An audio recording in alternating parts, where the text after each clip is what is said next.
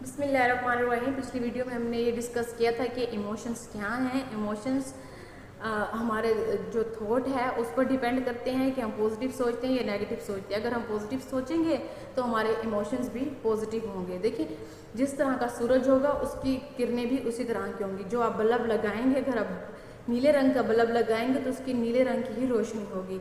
जब तक आप अपने बल्ब को चेंज नहीं करेंगे, उसका कलर को चेंज नहीं करेंगे, तो आप मुख्तलिफ रोशनी नहीं पा सकते हैं। तो यही बात है, जब तक आप अपने साये को छोटा नहीं कर सकते, असल को छोटा नहीं कर सकते। जब तक अपने असल को छोटा नहीं करेंगे तो उसके साये को भी छोटा नहीं कर सकते।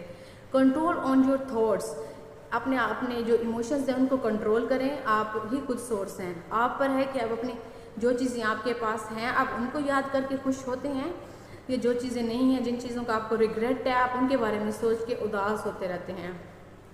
आप पॉजिटिव सोचें, आपकी पॉजिटिव इमोशंस होंगे। अगर आप नेगेटिव